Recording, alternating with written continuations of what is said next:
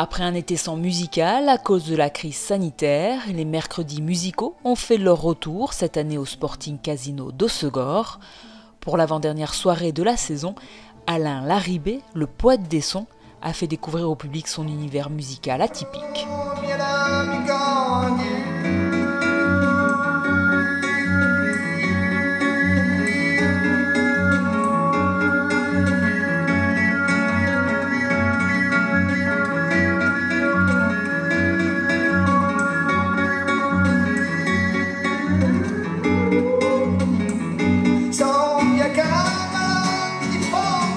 Souvent on me demande qu'est-ce que tu fais comme musique, quel est le style?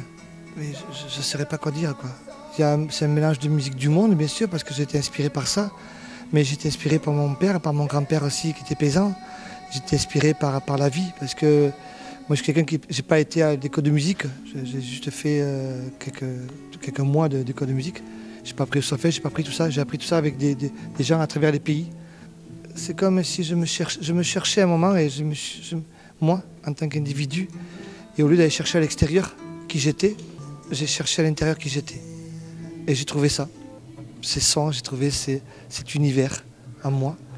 Accompagné de son guitariste, Pierre-Michel Grade, le berger béarnais se nourrit de tous les sons qui l'entourent et d'instruments venus des 4 coins du monde pour créer sa musique, sa langue et son univers et jouer avec les émotions.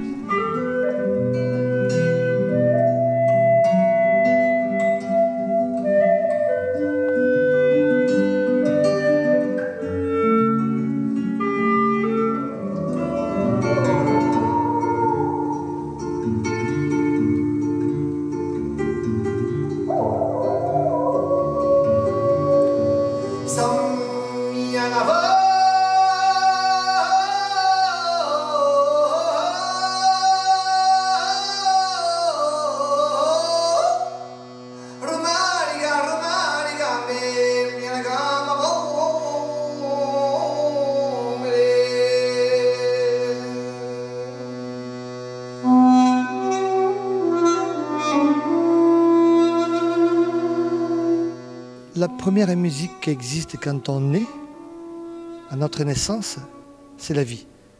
Je sors du ventre de maman et que j'entends les sons de voix des humaines déjà.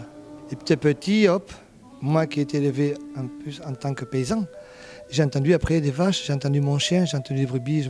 Petit à petit, je suis monté en montagne, j'ai entendu des oiseaux, j'ai entendu tous ces sons-là. Et ces sons inconsciemment nous bercent. Un jour, j'ai rencontré les Tuva. Les Tuva, c'est un peuple qui vit en Russie, dans le grand nord de la Russie. Ils font des chants très particuliers, des chants diphoniques, tous ces sons un petit peu. Et j'ai demandé au grand maître, je lui ai dit, mais pourquoi vous faites ces sons-là? Il y a plusieurs histoires. Et lui, par exemple, il m'a raconté cette histoire-là.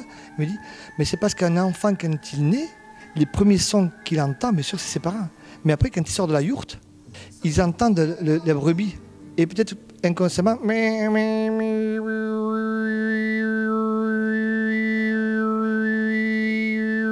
inconsciemment ou consciemment, peut-être tout ça s'est mis petit à petit en place pour créer ce chant très particulier qu'on appelle Rumi.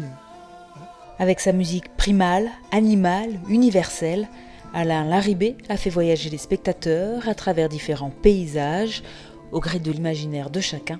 Un concert unique et de qualité, comme à chaque fois les musicales savent en proposer. Malgré cela, cette année, elles ont peiné à trouver leur public. Je ne vais pas vous dire que c'est la saison qui a été la plus extraordinaire en termes de public. On a fait ce que l'on a pu, c'est-à-dire que d'abord on a été présent. On a été là depuis le 21 juillet. Les concerts s'enchaînent comme chaque année, comme depuis 26 ans maintenant.